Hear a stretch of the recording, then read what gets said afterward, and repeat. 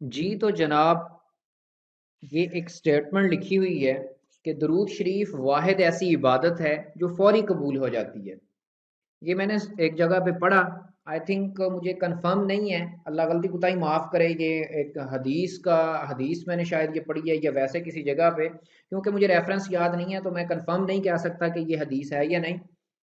तो बाकी जो भी हम इबादत करते हैं उसका हमें नहीं पता वो कबूल होती है या नहीं होती, लेकिन दरूद शरीफ एक ऐसी इबादत है जो जैसे ही दरूद शरीफ पढ़ा जाता है तो ये फौरी तौर पे कबूल हो जाती है। ठीक है जी, तो इसको पढ़ लेते हैं इंशाल्लाह। किसी भी काम को करने से पहले अगर हम ये काम करेंगे तो इंशाल्लाह उसमें बरकत होगी, और जब बरकत होगी तो इंशाल्लाह ये देख लें कि एक बुनियाद है और फिर आपके पेपर पास की तरफ ये जाएगी इंशाल्लाह।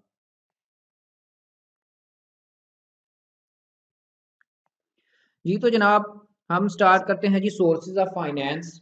फाइनेंस, पैसा, रोकड़ा, माल। ठीक है जी। तो जी कहाँ से आएगा जी, किस तरीके से आएगा? आप लोग पढ़ भी चुके हैं सारी चीजें, लेकिन अब आई कि आपकी मर्जी, उसने बार बार वही बातें दोहराई हुई हैं तो बंदा कुछ नहीं कर सकता। तो इस पैराग्राफ के अंदर वो कहता है जी कि जाहिर सी बात है, अगर आपकी एक दुकान है, चाहे वो किसी भी चीज की है, तो क्योंकि हम नफ्स के मारे हुए लोग हैं, हवस के मारे हुए लोग हैं, हमारा नफ्स नहीं भरता, हम कहते हैं और माल हो। तो हम एक इसमें अगर हलाल तरीके से किया जाए तो कोई मुजायका भी नहीं है। तो हम क्या करेंगे, एक दुकान है तो हम कहेंगे यार मैं जो है ना, एक दुकान मेरी लाहौर बरकत मार्केट में है, तो एक मैं जो है ना वो इस तरह करूं कि मैं रायगढ़ में क्यों ना खोलूं।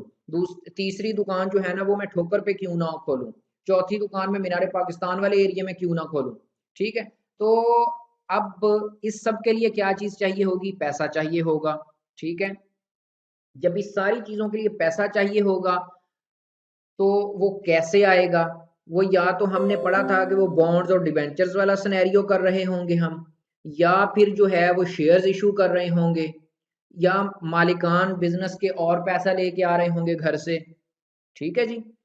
अच्छा, अब वो कहता है कि जो पैसा मालिकान लेके आते हैं, डिबेंचर से आता है, बॉन्ड से आता है, शेयर से आता है, वो हम किसी और जगह बिजनेस ओपन करने के लिए, नया बिजनेस दूसरी तीसरी चौथी दुकान ओपन करने के लिए भी लगा सकते हैं। हम उस पैसे को जो है वो एडवर्टाइजमेंट के लिए भी लगा सकते हैं। हम उस पैसे को रिसर्च एंड डेवलपमेंट यानी कि आपकी कंपनी के अंदर जो है ना वो पहले मिसाल के तौर पे डेल और एचपी के लैपटॉप बनते थे, तो आपने कहा यार मैं क्योंकि ये लैपटॉप्स की मैन्युफैक्चरिंग का काम तो करता हूँ, मैं साथ तुशिबा कंपनी के लैपटॉप भी क्यों ना तैयार करूँ। मैं साथ जो है वो और भी है लैपटॉप्स, मुझे नाम भूले हुए हैं, चलो जी मिसाल के तौर पे मैं जो है ना वो लैपटॉप्स के नाम एज्यूम कर लेते हैं, मैं लैपटॉप जो है ना वो एबीसी भी क्यों ना, वो भी तैयार क्यों ना करूँ। ठीक है। तो आपने वो पैसा उसकी रिसर्च और डेवलपमेंट पे लगा देना है, एडवर्टाइजमेंट पे। ठीक है जी। तो इसको इंशाल्लाह पढ़ते हैं। Corporations are often required to raise external funding or capital to expand their businesses into new markets or locations, to invest in research or development, or to spend on campaigns to deal in a competitive market। अब कहाँ कहाँ पे वो पैसा लगता है जो हमें आता है, वो चाहे जिस भी तरीके से आता है, वो जी नया बिजनेस ओपन करने में, रिसर्च और डेवलपमेंट पे, to spend on campaigns to deal in competitive market. अब एक बात हमेशा याद रखिए कि मार्केटिंग क्यों जरूरी होती है। भाई इस दुनिया के अंदर खासकर पाकिस्तान में जो दिखता है वो बिकता है। तो माल बेचने के लिए दिखाना बहुत जरूरी होता है। ठीक है जी। And while organizations do aim to use the available revenues and profits from opening ongoing operations to fund such projects, it is often more appropriate to seek external lenders or investors। वो कहता है जी कि जाहिर सी बात है, अगर आपने अपने चलते हुए कारोबार को मजीद प्रोमोट करना है, ठीक है जी, मजीद आप चाहते हैं कि आप उससे माल कमा सकें, तो आपको रोकड़े की जरूरत होगी। वो माल, आपको जो पैसा है वो कहाँ से आएगा जनाब? वो आएगा लैंडर्स से। आप उधार पकड़ सकते हैं, ठीक है जी, या इन्वेस्टर्स से। इन्वेस्टर्स क्या होते हैं? जो अपना पैसा इन्वेस्ट करते हैं कंपनी के अंदर, इन फॉर्म ऑफ शेयर्स हो या किसी भी वो एसेट की सूरत में, या जिस भी तरीके से अदर वर्ड्स में आप शेयर होल्डर्स कह सकते हैं। Despite all the differences among the thousands of companies in the world across various industry sectors, there are only a few sources of funds available to all organizations. वो कहता है जी कि चंद एक sources होते हैं funds के, वो जो mainly है उसकी तो जाहिर सी बात वो चंद एक ही होते हैं. अब debt capital है, like individuals organizations can also borrow money. मैंने अभी बात की थी डिबेंचर्स, चैप्टर नंबर 2-3 में ये कहानियां चलती आ रही हैं कि डिबेंचर्स वाला क्या सिनेरियो था, यानी कि लोग आपको पैसा देते हैं, आप उन्हें डिबेंचर सर्टिफिकेट टाइप दे देते हैं, जो बाद में आप उन्हें यानी कि पैसे वापस कर देते हैं. ठीक है जी. लेकिन क्या होता है कि जब तक वो अवाम का पैसा आपके पास रहता है, आप उन्हें उस पर इंटरेस्ट पे करते रहते हैं, जिससे कंपनी अपने खाते में क्या रिकॉर्ड करती है कि ये इंटरेस्ट एक्सपेंस है. और जो दूसरा बंदा होता है जिसने वो पैसे आपको उधार पे दिए हुए होते हैं, वो उसे इंटरेस्ट इनकम कह रहा होता है. This can be done privately through bank loans. ठीक है जी, बैंक से भी लिया जा सकता है. It can be done publicly through a debt issue. These debt issues are known as corporate bonds, which allow a wide number of investors to become lenders to the organization. आपने देखा होगा अक्सर लोग आप में से भी जो है ना वो बॉन्ड लेके रख लेते हैं. ठीक है जी. अच्छा, आपने शायद आप में से भी किसी के पास पड़े हुए हों, तो उस बॉन्ड की सूरत में अगर वो बॉन्ड आप वापस करेंगे बैंक को, तो बैंक आपको जितने का वो बॉन्ड होगा, 1000, 700, 1000, 1500, जितने का भी, तो उस पे आपको वो पैसे वापस कर देगा. ठीक है जी. जाहिर सी बात है वो एक किस्म का उधार हो गया जो कंपनीज या बैंक्स ने आपसे लिया हुआ है वो पैसे. चलो जी, आपको इंटरेस्ट नहीं मिल रहा, वो अलग कहानी है, डिफरेंट टाइप्स होती हैं. हम एक सादा सादा बात कर लें तो बैंक को आपने पैसे दिए, बैंक ने आपको बॉन्ड्स दे दिए, एक वो सर्टिफिकेट टाइप या वो एक इस तरह नोट टाइप होता है. ठीक है जी. वो उस पर फिर कुरंदाजियां वगैरह भी होती रहती हैं, आपका इनाम लग जाए तो बल्ले बल्ले, ना लगे तो भी आप बैंक में वापस करना चाहें, आप जाएंगे, आप उनको वो बॉन्ड दिखाएंगे, वो आपको पैसे दे देंगे, वो बॉन्ड आप बैंक को जब वापस जमा करवा देंगे.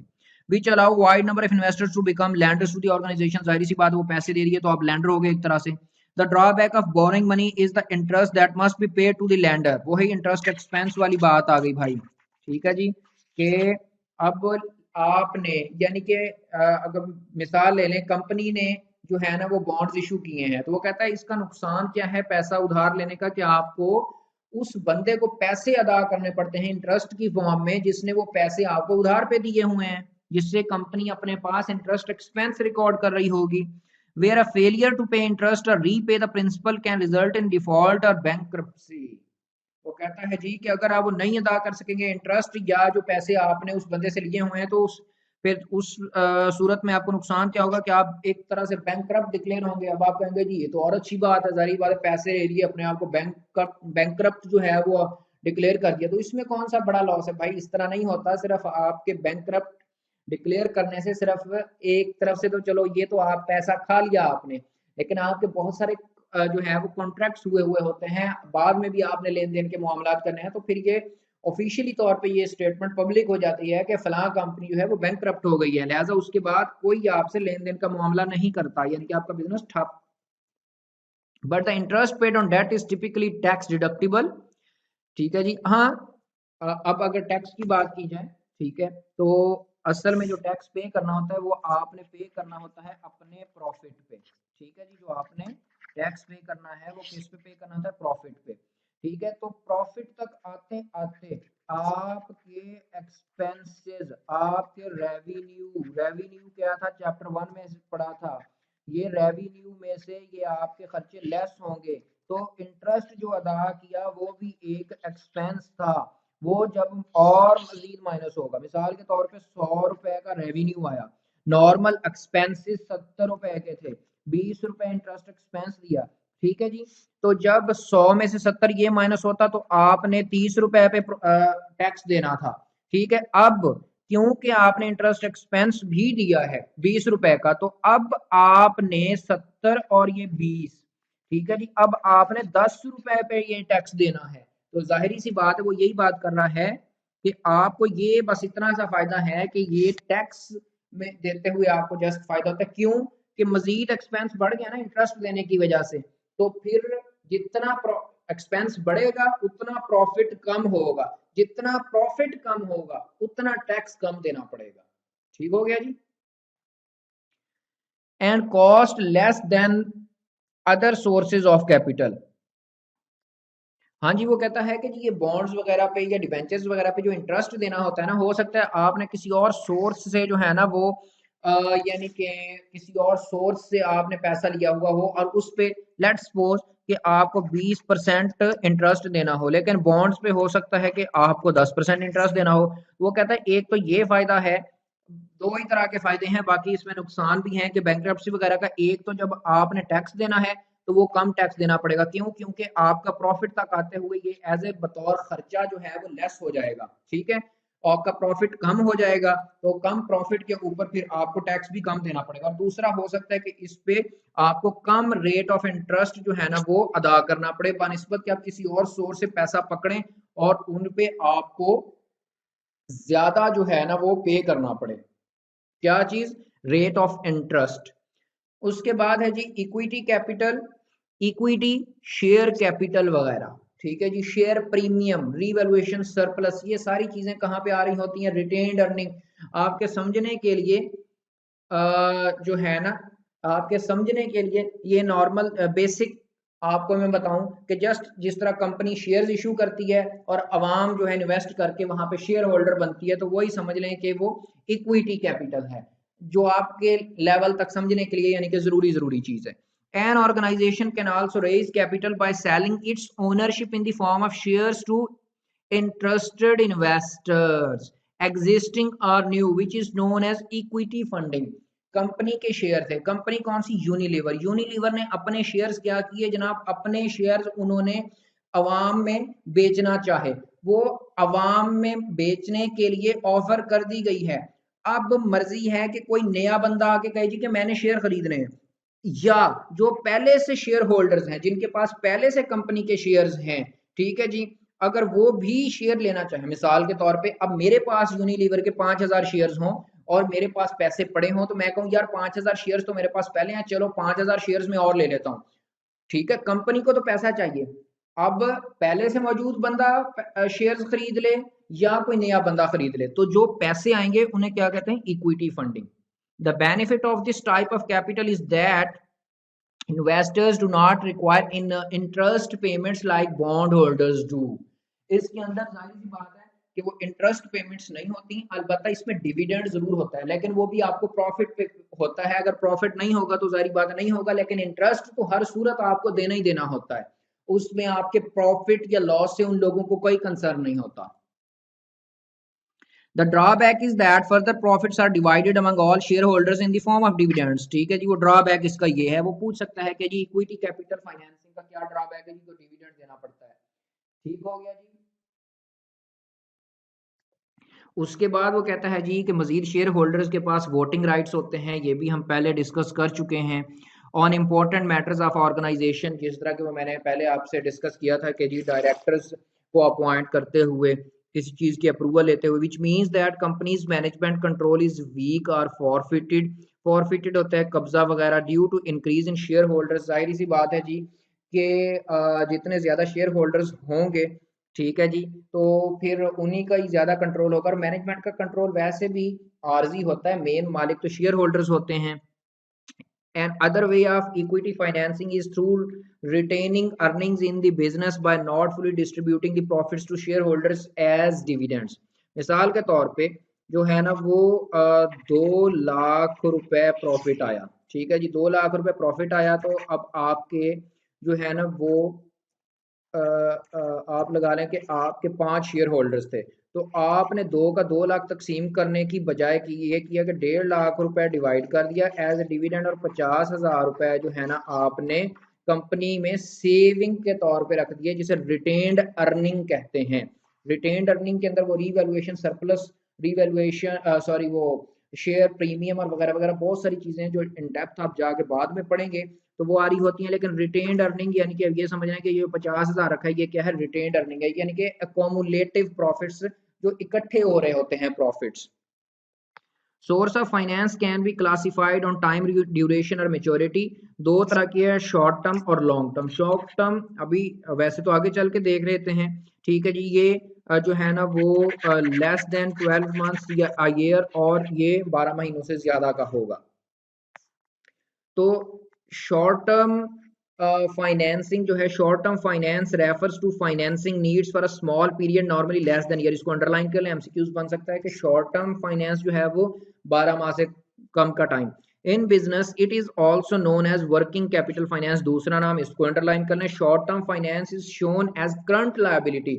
मैंने आपको चैप्टर के स्टार्ट में बताया करंट लायबिलिटी 12 महीने या उससे कम, ठीक है जी, ऑन दी बैलेंस शीट, ठीक है जी। इक्विटी और लायबिलिटी का पोर्शन था, फिर नॉन करंट लायबिलिटी आई थी, और फिर करंट लायबिलिटी आई थी।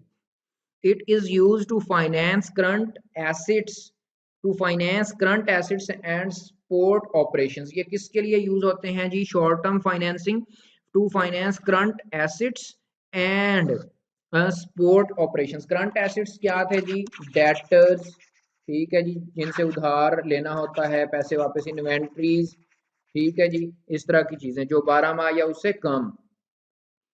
फाइनेंसिंग में भी सिक्योर्ड और अनसिक्योर्ड, सिक्योर्ड और अनसिक्योर्ड यानी कि आपका कंट्रोल होता है, कल को कोई लेके भाग नहीं सकता। Which is on the basis of firms credit worthiness, credit worthiness के यार ये बंदा पैसे वापस कर देता है, लेके भागेगा नहीं।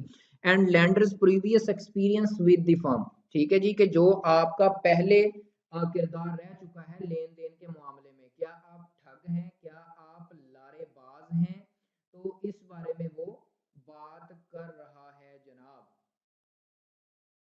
ठीक हो गया जी। तो इसके बाद जो है वो कहता है जी, this type of financing is normally needed because of uneven flow of cash into business, the seasonal pattern of business. हाँ, समटाइम्स वो कहता है कि आपको ये थोड़े टाइम के लिए या करंटली आप कहते हो यार मुझे बस वक्ती इसकी जरूरत पड़ गई है, नॉर्मली जो है ना वो ज्यादा वक्त के लिए नहीं। मिसाल के तौर पे आपको जो है ना वो गाड़ी लेनी पड़ गई वक्ती तौर पे, ठीक है, या आपने देखा कि यार ये एक चीज है, अगर ये मैं अपने बिजनेस में इसको ले आऊं तो अल्टीमेटली मुझे इसका एज मिल सकता है, तो वक्ती तौर पे जरूरत पड़ी है, डेली रूटीन पे नहीं, या लॉन्ग टर्म के लिए नहीं है। In most cases it is use to finance all types of inventory, accounts receivable वगैरह। इन्वेंट्री क्या होता है? स्टॉक होता है, ठीक है जी। अकाउंट्स रिसीवेबल जिनसे उधार लेना होता है, पैसे लेने होते हैं, यानी कि वापसी लेने होते हैं, आपने कोई चीज उन्हें दी। At times only specific one time orders of business are finance, ठीक है जी। One time orders of business are finance, यानी कि वही गाड़ी वाली मिसाल है कि आप डेली डेली गाड़ियां थोड़ी खरीद रहे हैं। शॉर्ट टर्म फाइनेंसिंग ऑप्शंस जो हैं वो बता रहे हैं जी कि trade credit, bank loans, committed lines of credit, operating लीजेस, factoring या डिस्काउंटिंग ऑफ रिसीवेबल्स। तो इसके बारे में वो बताते हैं अकाउंट्स पेएबल। अकाउंट्स पेएबल जो होता है यानी कि जिनको आपने देने होते हैं, जिनके आपने अदा करने हैं, जो आप पर वाजिबुल अदा हैं। Accounts payable are amounts due to vendors और सप्लायर्स फॉर गुड्स और services received but have not yet been paid. जिन, मिसाल के तौर पे आप किसी से मोबाइल ले आए तो आपने अब उसके पैसे देने हैं, ठीक है जी। वो कहता है कि गुड्स और सर्विसेज जिसने आपको सप्लाई की, मुहैया की, और उसके बदले में आपने उनके पैसे अदा करने हैं। Generally an unsecured mode of financing, वो कहता है जी कि एक अनसिक्योर्ड मोड ऑफ फाइनेंसिंग है, जाहिर सी बात है कल को अगला पैसे लेके भाग भी सकता है, लेकिन रुकें रुकें सब्र करें। An organization should try to negotiate favourable credit terms for its suppliers, जाहिर सी बात है उनके साथ एक मुकमुका होना चाहिए कि भाई इतने वक्त में आप पैसे वापस करेंगे, अदा करेंगे, यानी कि जो हम सर्विसेज दे रहे हैं उनके बदले में, या जो चीज आपको दे रहे हैं, अगर आपने हमारा 5 लाख देना है तो वो 15 दिन या 20 दिन के अंदर अंदर अदा करेंगे। Trade credit from suppliers has no cost and is there of an attractive method of short term finance. वो कहता है जी कि जाहिर बात है अगर आप सप्लायर से इस तरह उधार पे चीजें लेते हैं और बाद में उन्हें पैसे देते हैं, अगर ये मामला आपका चल रहा है तो इस पर कोई कॉस्ट नहीं आती, कोई खर्चा नहीं है आपका। हाँ, इस तरह ये है कि लोग फिर आपके साथ कारोबारी काम करने को ज्यादा तरजीह देते हैं। एक वक्त में हो सकता है कि किसी बंदे के पास जो है ना वो यानी कि ना मौजूद हो, कैश ना मौजूद हो, और आप कहें नहीं मैंने तो चीज देनी नहीं, वो अल्टीमेटली कहेगा ठीक है भाई फिर अपनी ही चीज अपने पास ले जाओ वापस। However, an organization is expected to honor its credit arrangements and pay its suppliers on time at the end of agreed credit period. जाहिर सी बात है, अगर कोई इज्जत करे तो आपको भी चाहिए कि आप उसकी इज्जत करें, ना कि आप फिर उसे गोलियां करा करा के इतना ख्वार कर दें कि वो मजबूरन जो है ना वो कहे कि जान छुट्टी ते तान मुक्की। ठीक है, एक बार यानी कि आप उसको इतना तंग कर दें कि वो बाद में आपके साथ डील करे ही ना, वो कहे कि भाई टाटा bye bye. It's not a good strategy for any organization to increase the amount of its trade payables by taking excess credit and making late payments. जाहिर सी बात है, आपने 10,000 की पेमेंट ली, सामान लिया, तो उसको भाई जल्दी उसके जो आपकी मुकम्मल हुई है 15-20 दिन की उसमें वापस करेंगे तो वो नेक्स्ट टाइम आपको 20,000 का सामान भी दे देगा। लेकिन अगर पहली बार ख्वार करेंगे तो वो दूसरी बार कहेगा नहीं भाई खत्म। एडवांटेजेस इसके क्या है जनाब? It allows the organization to keep a smooth flow of manufacturing process without any shortages of the material. जाहिर सी बात है, आप ठीक चलेंगे तो अगला आपको टाइमली सामान मुहैया करता रहेगा, आपका सारा प्रोसेस चलता रहेगा। It gives increase purchasing power to the organization. आपका एतबार होगा तो लोग आपको सामान देते हुए हिचकिचाएंगे नहीं, आपकी परचेजिंग पावर जो है वो भी बढ़ जाएगी, और लोग आप सही सप्लाई दे रहे होंगे, क्योंकि फिर बना बना के तो लोग भी आपसे माल धड़ाधड़ खरीद रहे होंगे, क्योंकि आपके पास भी शॉर्टेज नहीं आएगी, ना मटेरियल की शॉर्टेज आएगी ना प्रोडक्ट की शॉर्टेज आएगी। Does not have to pay interest cost. ठीक है जी, इस पे जो है ना वो उधार जो चीजें ली होती हैं उस पर कोई इंटरेस्ट भी नहीं पे करना पड़ता, अदर देन के जो है ना वो बॉन्ड्स वगैरह। ठीक है जी। Generally no specific collateral is required. Collateral होता है सिक्योरिटी वगैरह रिक्वायरमेंट। ठीक है, नॉर्मल जो यानी कि ये दुकानों पे होती है वहां पे तो सिक्योरिटी नहीं होती, अनलेस कि आप बैंक वगैरह से वो लोन वगैरह लें तो फिर वो प्लेज वगैरह और वो सिलसिलाकार होते हैं। डिसएडवांटेजेस, नुकसानात क्या हैं? Obtaining goods on credit may become a habit for the organization and accumulate its debts. It may also discredit the company's reputation market. कहता है कि हो सकता है ये कंपनी की फिर आदत बन जाए कि उधार पे ही काम चलाना है, और उधार बहुत ज्यादा हो जाए और मार्केट में आपकी पीआर जो रेपो होती है वो खराब हो जाएगी, यार ये तो इस तरीके से लेके चल रहे हैं, इनका अपना कोई प्रॉफिट शॉफिट नहीं है, इनको बस ये उधार पकड़ते हैं और काम चला रहे हैं। द ऑर्गेनाइजेशन में लूज एनी डिस्काउंट इंसेंटिव्स। हाँ, समटाइम्स अगर आप नेट पे हैं वो अक्सर आपको कहता है कि यार अगर कैश पे लेना है ना तो चलो मैं आपको 1,000 रुपये और छोड़ देता हूँ, आप 20 की बजाय 19 दे दो, लेकिन अगर उधार पे लेना है तो फिर जो है ना वो पूरे 20 में या 21,000 में आपको ये चीज मिलेगी। The organization will have to incur additional cost to manage its accounts payable personal and record. हाँ, आपने फिर वो हो सकता है कि आपको कोई अकाउंटेंट रखना पड़े, कि जो बड़ी कंपनीज की बात वो कर रहा है कि उन अकाउंट्स को मैनेज करने के लिए किसी से कराएंगे तो उसको भी पैसे देने पड़ेंगे, आपने जिनका उधार देना है लेना है वो खाता, ताकि मेंटेन रखा जा सके। इसके बाद है जी बैंक लोन्स। जैसा कि नाम से जाहिर है जी, बैंक लोन्स क्या चीज़ है जी? बैंक से आप पैसे उधार लेते हैं। Short term bank loans might be arranged for specific purpose. किसी खास मकसद के लिए आप थोड़ी मुद्दत के लिए उधार पकड़ लेते हैं। For example to finance the purchase of specific items. ठीक है जी, मिसाल के तौर पे हमारे छोटे लेवल पे, स्टूडेंट लेवल पे, आपने मोबाइल लेना था। ठीक है जी, आपने बाइक लेनी थी, आप लोगों ने उसके लिए थोड़ी मुद्दत के लिए 6 महीने 8 महीने के लिए जी, चलो फिर फसल आ जाएगी, गंदम की कटाई हो जाएगी, पैसे आ जाएंगे तो ये लोन वापस कर देंगे।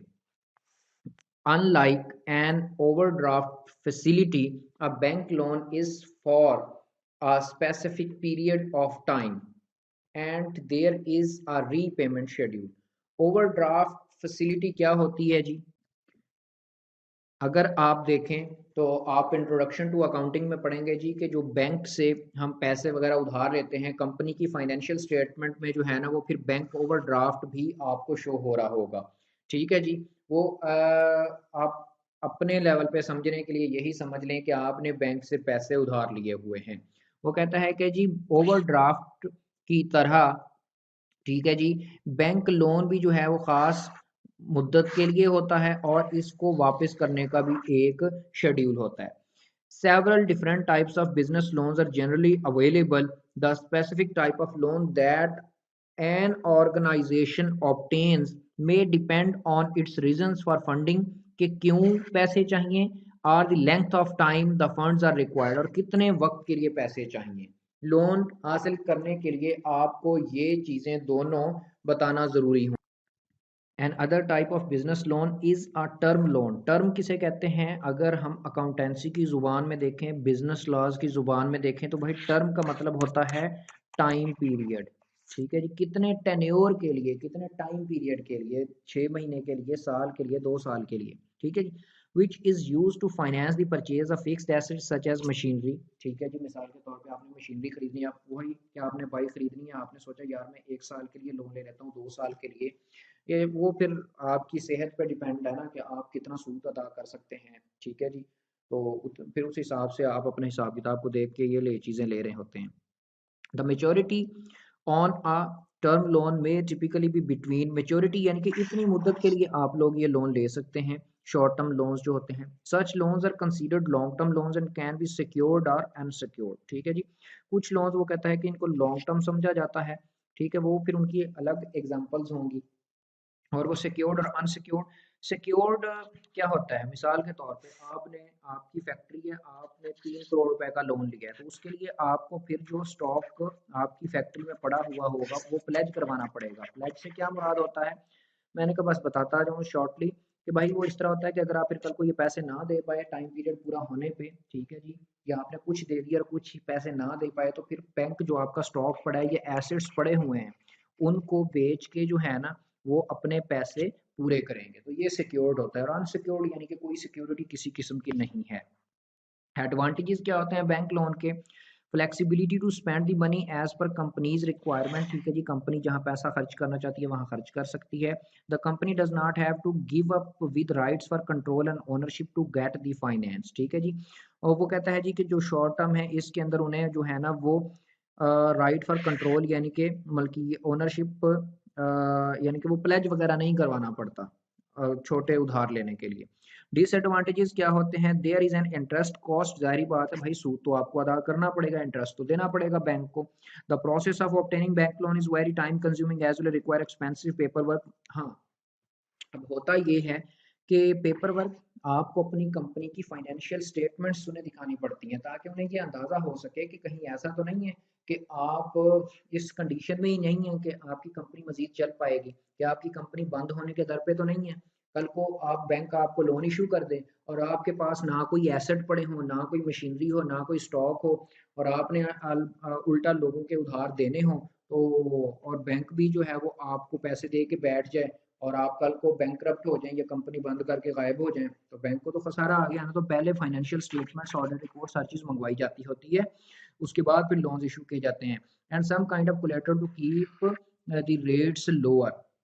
हाँ जी, कोलेटरल क्या होता है कि ये आप सिक्योरिटी रखवाएं जी, बैंक के पास कोई ना कोई इस तरह का वो हो, आप अपनी ज़मीन के कागजात रखवाएं, ये इस तरह की चीज़ें होती हैं। लेट्स सपोज अब आपकी फैक्ट्री नहीं है, आपने अपने जो है ना वो रकबे में कारोबारी वो सॉरी काश्त वगैरह करने के लिए जो, या आपने कोई डेयरी फार्म के जानवर खरीदने के लिए उधार लेना है बैंक से, तो भाई वो कहेंगे कि जिस बंदे ने अब उधार लेना है क्या उसके नाम पे कोई ना कोई ज़मीन है, ठीक है जी। उसके बाद है जी committed lines of credit.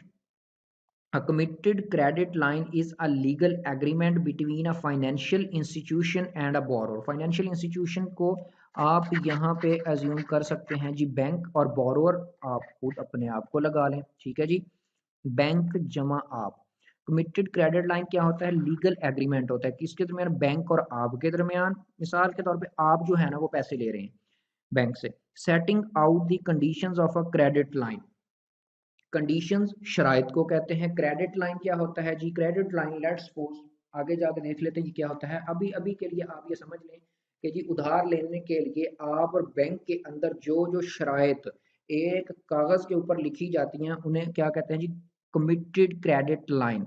Once signed, जब एक बार एग्रीमेंट साइन हो गया, the agreement requires the financial institution to lend money to the borrower. Bank पर यह लाजिम होगा कि वो आपको पैसे उधार दे जब वो एग्रीमेंट साइन हो गया, provided that the borrower does not break the conditions.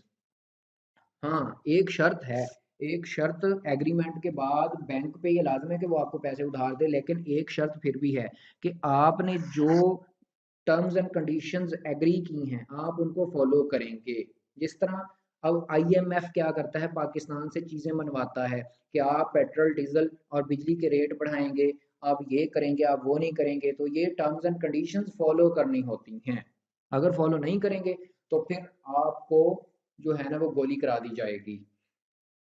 This allows the organization to borrow up to a specified amount of money within a specified period of time. ये नहीं है कि जी आप मुंह खोल के जितने मर्जी मांग रहे हैं, हाँ बस एक लिमिट होती है कि लेट्स सपोज आपको 10 लाख तक दिया जाएगा और कितने टाइम, खास टाइम के लिए देंगे, 10 महीनों के लिए, 2 साल के लिए, 4 साल के लिए, जो भी वो उनका हिसाब किताब होगा, पॉलिसी होगी. For example a line of credit में allow an organization to borrow up to 1 million यानी कि 10 लाख रुपए तक, but it would have to pay off the credit within 1 year यानी कि 1 साल का टाइम है. क्रेडिट लाइन यानी कि आपको कितने टाइम के लिए, क्रेडिट पीरियड जो हमने पढ़ा था यानी कि 1 साल के लिए दिया जाएगा. A line of credit is specially useful when an organization expects that it will need funding in the future. भाई वही कि आपने 10,000 देना है, ठीक है जी, जो आपकी मुद्दत तय थी उस पे वापस कर देंगे तो बाद में भी कोई आपको पैसे देने के लिए राजी होगा. अगर आप जलील करके देंगे या नहीं देंगे या तंग करेंगे तो फिर जाहिर बात है दोबारा किसी से अच्छे की उम्मीद ना रखिएगा. But does not know exactly when it will need funds और how much it will need. ठीक है जी, जाहिर सी बात है, एक तो अगर आप टाइम पे पैसे वापस करेगी कंपनी तो बाद में भी उसे पैसे मिल जाएंगे. ठीक है जी, और उसे ये, हाँ पता, ये नहीं पता होता कि बाद में उसे इतनी ज़रूरत पड़ेंगे या कम या इससे ज़्यादा. ठीक है जी, तो ये इस चीज़ का अंदाज़ा नहीं होता, लेकिन ये होता है कि अगर आप किसी के साथ अच्छा चल रहे हो तो बाद में भी फिर आपका एक एतमाद होता है. जब आपका एतमाद कायम रहता है तो फिर बाद में आपको 10 की बजाय 12 लाख भी चाहिए होगा तो मिल जाता है. आपको 1 साल की बजाय 1.5 साल का टाइम पीरियड भी चाहिए हो तो वो भी, अगर उनकी पॉलिसी के अगेंस्ट नहीं होगा तो वो भी मिल जाएगा. लेकिन अगर आप गोलियां करवाने वाले एक्सपर्ट हुए तो फिर बाद में आप भी ये समझिएगा कि आपको भी सामने से भी गोली ही मिलेगी. एडवांटेजेस और डिसएडवांटेजेस. एडवांटेजेस क्या है जी? Flexibility to organisation to borrow money when the need arises, जब भी पैसों की जरूरत हो ये आप उधार ले सकते हैं. ठीक है जी, एक तो ये फायदा है इसका. There is less paper work involve H each drawn down of funds. ठीक है जी, जब भी आपने पैसे वगैरह उधार लेने हैं तो पेपर वर्क वही जो मैंने आपको बताया, फाइनेंशियल स्टेटमेंट्स और ऑर्डर डिपॉजिट में वो कहता है कि कम यानी कि वो सारा कुछ प्रोवाइड करना पड़ता है. The interest is only paid on amounts borrowed. ठीक है जी, वो कहता है जी कि जो रकम आपने जो है ना वो उधार पकड़ी है उसी के ऊपर सिर्फ सूद देना है. ठीक है जी, अगर बैंक से लेते हैं ना तो बैंक में फिर होता क्या है, मैं आपको ये बताता चलूँ. बैंक में ये होता है कि लेट्स सपोज आपने 50 लाख लिया है और आपने जितने टाइम में वो अदा करना था तब तक आपने 25 जमा किया, तो वो फिर सूद फिर जमा हो जाता होता है, यानी कि 25 लाख आपने वो देना है जितना सूद वो बना था वो भी इसमें जमा हो जाएगा. फिर टोटल पे फिर वो इंटरेस्ट रेट लग रहा होता है. लेकिन कमिटेड लाइंस ऑफ क्रेडिट के सिनेरियो में जो है ना वो ये होता है कि 25 अगर बाकी है तो सिर्फ 25 पे ही लगेगा, उसमें वो सूद जमा हो गया उस पे वो रेट नहीं लग रहा होगा. ठीक है जी, डिसएडवांटेजेस क्या है? Facility can not be used for large borings, यानी कि बड़ी अमाउंट आप नहीं खरीद इससे उधार ले सकते. हाँ 10 लाख, 5 लाख, 2 लाख, 4 लाख यहाँ तक शायद ले सकेंगे, करोड़ों की गेम नहीं हो सकेगी. The rates of interest are generally higher. हाँ अगर बैंक 10% पे दे रहा है तो फिर ये हो सकता है कि ये 15% पे मिले. The bank can change or withdrawn limit at any time और may ask for repayment earlier. इसमें जो है ना वो बैंक की मर्जी, वो कभी भी टर्म्स एंड कंडीशंस जो है ना वो चेंज कर सकता है कि नहीं भाई 6 साल के लिए आपको उधार दिया था, 6 साल नहीं भाई 3 साल के लिए है. ठीक है जी, वो सारा वो उसकी मर्जी पे होता है, आपका कंट्रोल नहीं होता, बैंक का कंट्रोल होता है, यानी कि आपकी चाबी बैंक के हाथ में होती है.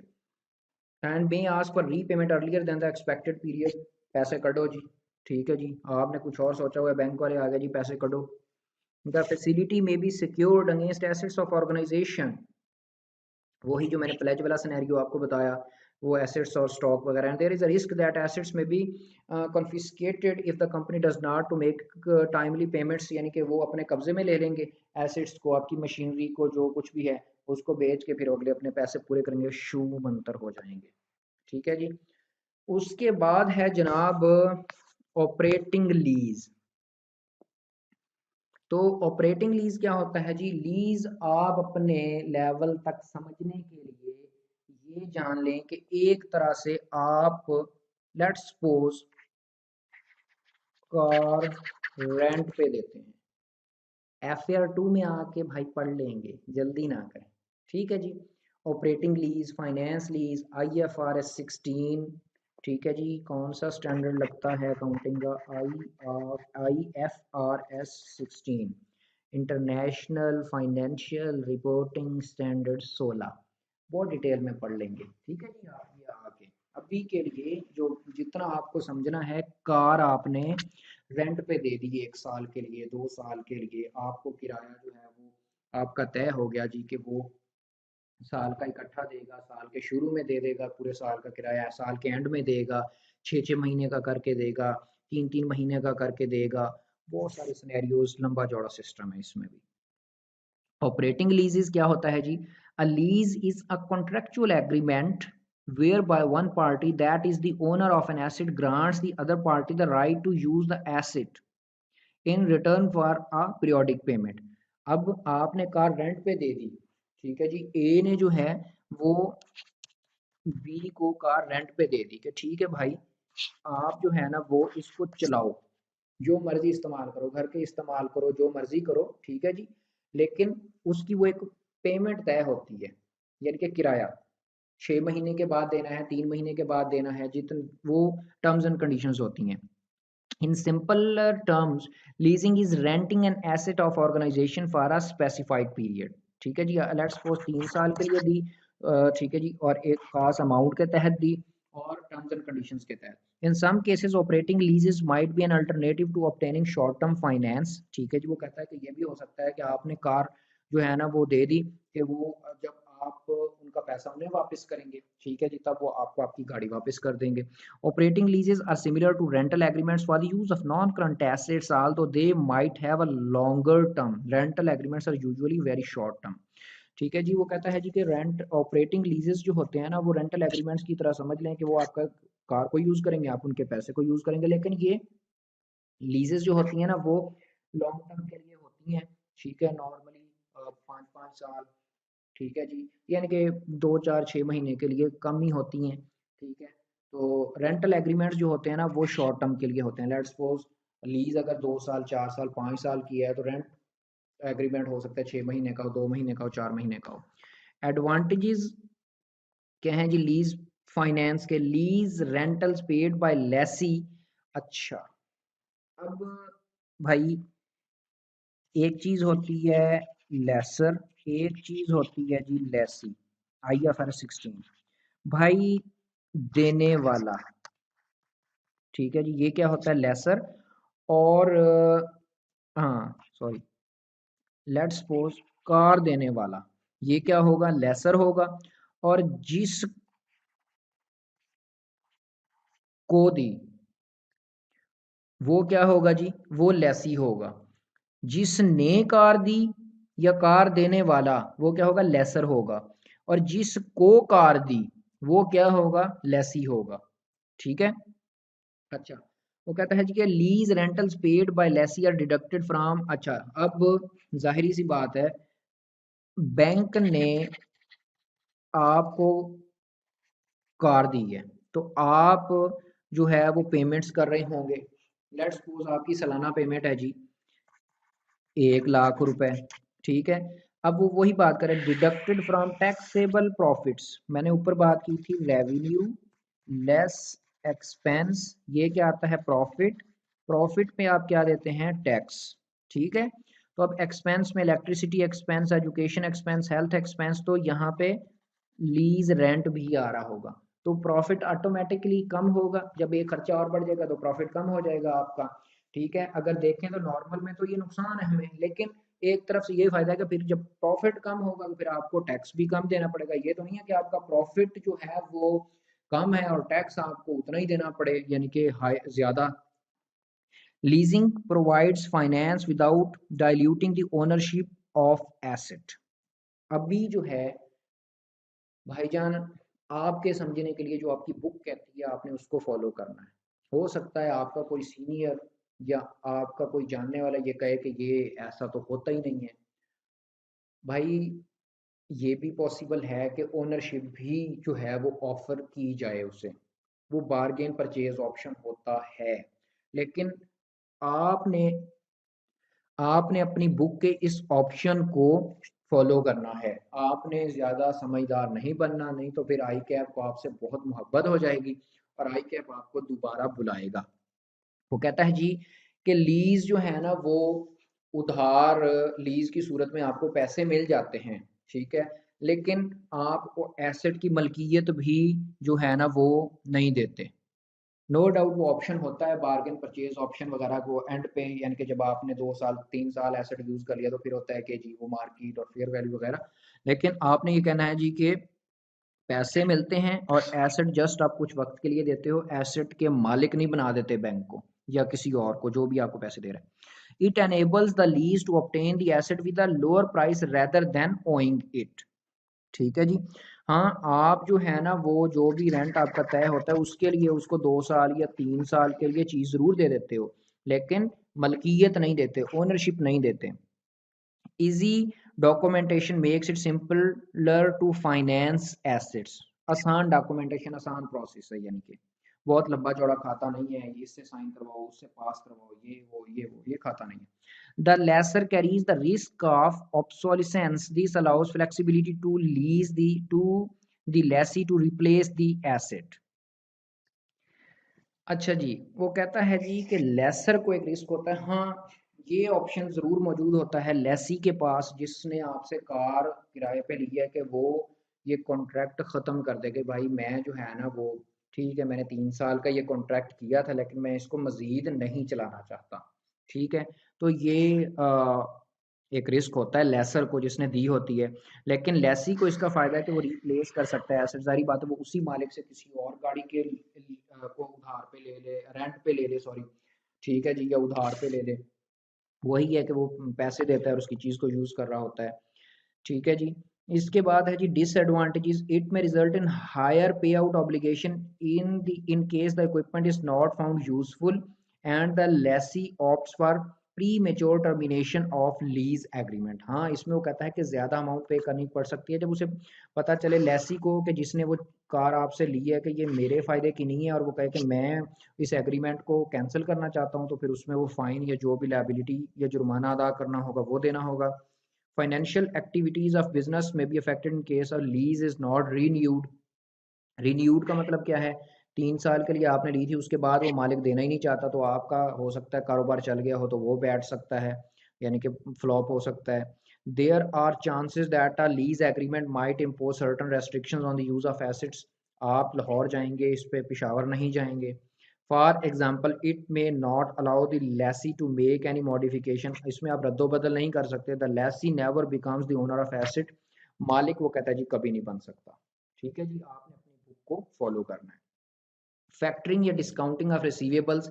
In discounting, a firm sells its accounts receivable outright to a factor, which is a financial institution, often a commercial bank or commercial finance company that buys accounts receivable at a discount. Discounting is more expensive than a bank loan, however, because the factor buys the receivables at a discount from their actual value but provide quick access to funds. अच्छा, अब इसकी सबसे आसान मिसाल, आपने 10 लोगों से जो है ना वो 2-2 लाख रुपया लेना था। ये बन गया टोटल 20 यानी कि लाख। ठीक है जी। तो अब आपको पैसे चाहिए, तो 20 लाख आपने आवाम से लेना है। ठीक है, आप किसी ऐसे इदारे के पास गए, कैसे इदारे के पास? कमर्शियल बैंक या कमर्शियल फाइनेंस कंपनी के पास, और आपने उन्हें कहा कि यार इस तरह करो कि मैंने जो है ना वो इन 10 लोगों से 2-2 लाख रुपए लेने हैं, यानी कि 20 लाख मैंने लेना है। आप इस तरह करो कि आप जो है ना मुझे 17 लाख रुपए दे दो, और इन मैं आपको लिख के दे देता हूँ, आप इनसे पैसे आप रिसीव कर लेना। अब ओरिजिनल तो कितने रिसीव करने थे? 20 लाख रुपए, लेकिन इसने एक सौदा कर लिया कमर्शियल बैंक के साथ जाके। क्या? कि आप मुझे अभी 17 लाख दे दो, आप उनसे 20 लाख ले लेना, आप उनसे 20 लाख रुपए ले लेना। तो ये क्या है? Discounting of receivables. क्योंकि इसे वक्ती पैसे की जरूरत थी तो इसने ये वाला काम किया। तो बैंक को ये फायदा हो गया कि उसे 2-3 लाख रुपए बच रहा है इसके अंदर। इससे ये फायदा हो गया कि वक्ती तौर पे इसे पैसे मिल गए जहां इसने इन्वेस्ट करने से कर लिए। For business with steady flow of orders but a lack of funds to make payroll or other immediate payments, discounting is popular way to obtain financing by selling its invoices to a third party. ये लुबा है इसका। हाँ जी, क्या कि उसने जिनके पैसे देने थे वो देने हैं, या पेमेंट्स वगैरह करनी है, सैलरीज वगैरह देनी है, उसके लिए उसे पैसे चाहिए थे, तो उसने ये काम किया कि जिनसे उसने पैसे लेने थे, वो तो मैंने ऊपर सिनेरियो बताया कि 20 लाख की बजाय वक्ती 17 लाख ले लिया। उन्होंने कहा कि भाई जब मेरा टेन्योर पूरा होगा 6 महीने के बाद या साल के बाद आप उनसे वो पैसे पकड़ लेना, ठीक है जी। तो उनसे पैसे आप ले लेना। तो आपको ये फ़ायदा हो गया कि वक्ती जो वाजिबुल अदा थे वो अदा हो गए, बैंक को ये फ़ायदा हो गया या जिसने भी वो खरीदे कि 2 से 3-4 लाख रुपए उससे बच गए। तो ये थे जनाब मेन शॉर्ट टर्म फाइनेंस जो है वो फैक्टर्स जिनसे आप ले सकते हैं उधार। कल को इसके एडवांटेजेस डिसएडवांटेजेस देखेंगे और sources of long term finance इंशाल्लाह देखेंगे। तो इस चैप्टर पे इंशाल्लाह आई थिंक 4 से 5 लेक्चर्स और लगेंगे अल्लाह ने चाहा। क्यों थोड़ा सा स्लो इसलिए चल रहा हूँ कि अगर किसी ने PRC4 अभी नहीं भी किया तो उसको चीज़ें भी समझ आ रही हों। अगर आपको नहीं भी समझ आ रही भाई तो आप कमेंट्स में पूछ सकते हैं, व्हाट्सएप पे मैसेज करके भी अकाउंटिंग का कोई कॉन्सेप्ट पूछ सकते हैं। लेकिन ये है कि जितना बताना ज़रूरी होता है उस हद तक मैं बता देता हूँ, बाकी टाइम टू टाइम आप लोग खुद इंशाल्लाह इस काबिल हो जाएंगे कि आपको चीज़ें क्लियर होती जाएंगी। Thank you very much. अल्लाह हाफिज़, अस्सलाम वालेकुम।